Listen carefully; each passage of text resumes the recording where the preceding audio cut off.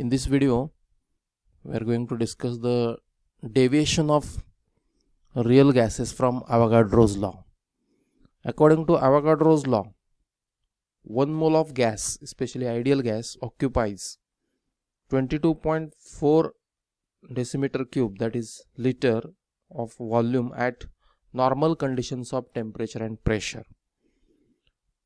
But this is not true for real gases. That is, 1 mole of any real gas, it is not occupying exactly 22.4 liter volume at NTP, but it deviates from this number, that is 22.4 decimeter cube. For example, there are different real gases, and real gases like hydrogen, helium, nitrogen, oxygen, carbon dioxide, ammonia, this deviates from the gram molecular volume, that is 22.4 liter. So here ideal gas, as I said, occupies 22.4 liter volume, and this is according to Avogadro's law. So when we plot molar volume, that is volume occupied by 1 mole of gas versus various gases, for example, for ideal gas, the molar volume is 22.4 liter or 22.4 decimeter cube. Consider the real gas, that is nitrogen. Here nitrogen at normal conditions of temperature and pressure occupies 22.407 dm cube volume or liters of volume. It means this nitrogen slightly deviates from the gram molar volume or ideal gas behavior. So here for nitrogen, you can see here the volume, it is slightly greater than the volume occupied by 1 mole of ideal gas. So this dotted line, it is for the ideal behavior, and for nitrogen you can see, so this volume occupied by nitrogen, 1 mole of nitrogen, it is slightly greater than 22.4 liter. Consider another real gas, that is helium. Helium occupies 22.426 volume at NTP. You can see here 1 mole of helium occupies the 22.426 volume. Its volume is greater than the volume of ideal gas. For hydrogen, it is 22.427. It also deviates from ideal behavior.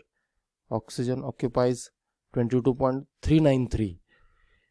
So 1 mole of oxygen occupies less volume than the 22.4, that is the volume occupied by ideal gas. You can see oxygen occupies less volume than 22.4 liter. Carbon dioxide, it occupies 22.246, still less volume as compared to ideal gas. And ammonia occupies 22.084 liters of volume.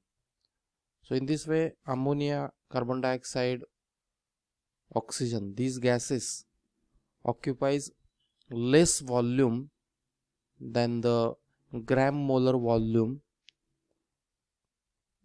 suggested by Avogadro's law, that is 22.4 liter, whereas nitrogen, helium and hydrogen, these gases occupies more volume than the 22.4 liter, and all these are real gases, that is nitrogen, helium, hydrogen, oxygen, carbon dioxide, ammonia.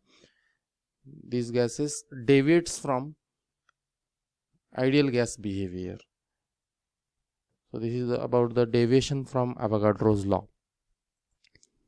Now, what is the reason for deviation of real gases from ideal behavior? The first important reason is, according to kinetic theory of gases, the volume occupied by individual gas molecule, it is negligible as compared to total volume of that particular gas.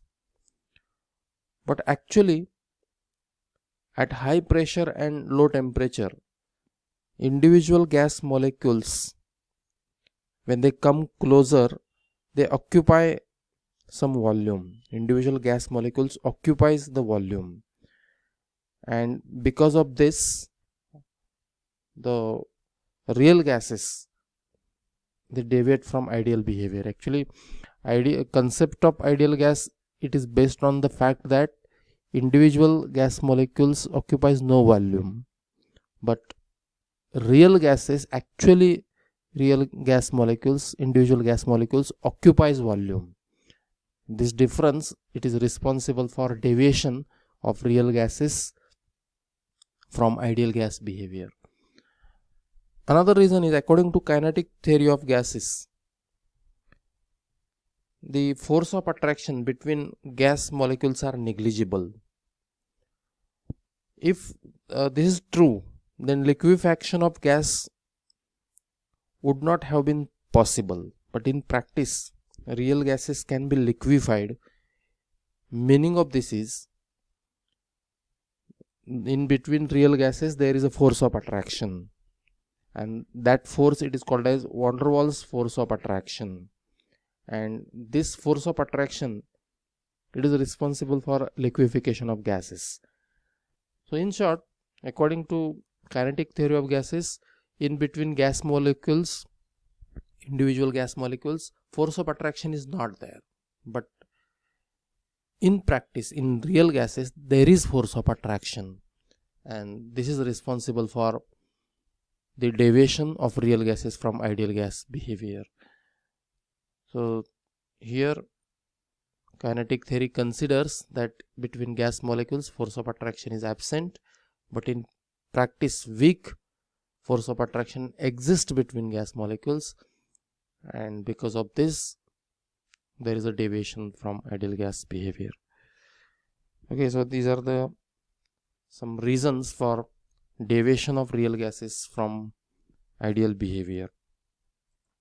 Now, next important point is van der Waals equation. Van der Waals modified the ideal gas equation by volume and pressure correction. So first of all, volume correction. Consider small b, it is the volume of one molecule of a gas, real gas. Then for n molecules of a gas sample, the volume occupied, it will be Nb. B is the volume of one individual molecule of a gas, and in gas sample, suppose there are n number of molecules, then volume occupied by n molecules of gas, individual volume I am talking about, that volume of individual gas molecules, n number of individual gas molecules, it will be Nb. And actually this volume, that is Nb volume, it is not available for movement of other molecules at a given instant. And actually the volume of a gas, it is the space available for movement of gas molecules. So Nb, this much space, it is not available for the other gas molecules at a given instant for their movement, and therefore the actual volume occupied or available for the movement of gas molecules, that will be V minus Nb, and therefore volume correction, it is V minus Nb, and therefore V ideal, that is volume of ideal gas, it is equal to V minus Nb. Now the pressure correction. Now consider one cylinder and consider this molecule, it is in the interior of the gas sample. This is in at the interior and not striking against the wall of container. So consider this gas molecule. So a molecule in the interior of gas, it is attracted by other molecules on all the sides. For example, consider these B molecules. These molecules, B molecules, these are surrounding this A molecule from all the sides, and in between A and B molecules there is a force of attraction. So there is a vertical pull as well as horizontal pull. Both the pulls are balanced, and therefore no any force of attraction, an imbalanced force of attraction experienced by this molecule A. Now consider the same molecule, that is A, it is about to strike against the wall of container. Now gaseous pressure, it is because of the collision of gas molecules against the wall of container. Suppose this molecule A, it is striking against the wall of container, and result of this will be the pressure. There will be exertion of pressure. Now when this A molecule about to strike the wall of container, again it is surrounded by some molecules, that is B.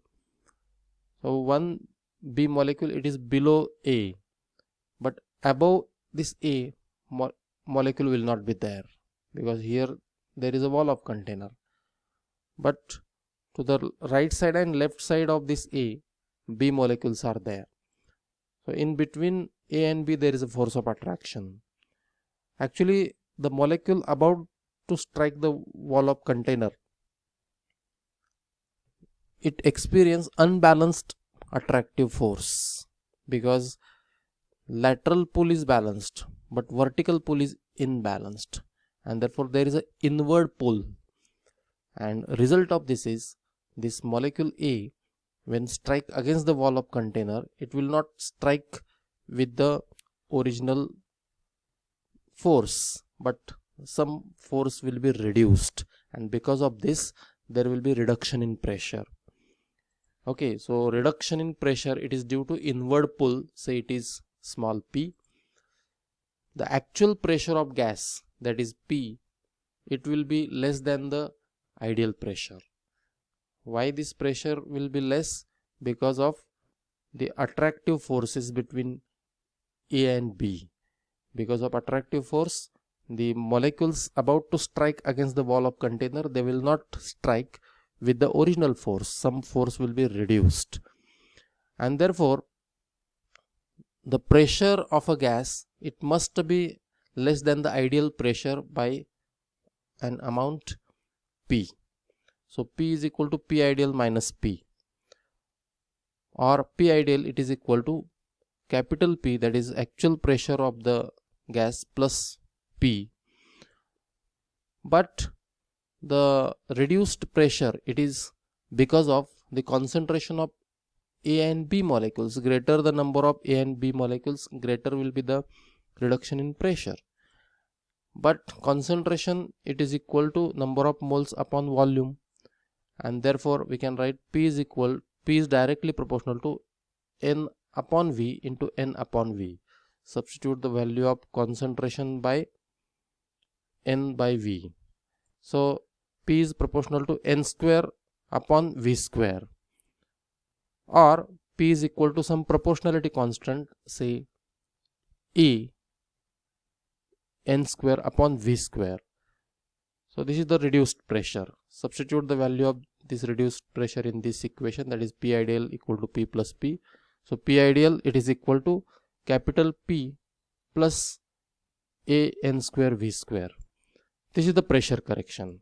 And finally this PV is equal to nRT. This equation becomes P plus A N square upon V square. This is the pressure correction, plus V minus NB. This is the volume correction. This is equal to nRT. And this is the van der Waals equation. So the first term, this is the pressure correction, and second term, this is the volume correction, and this is equal to nRT. So this is van der Waals equation.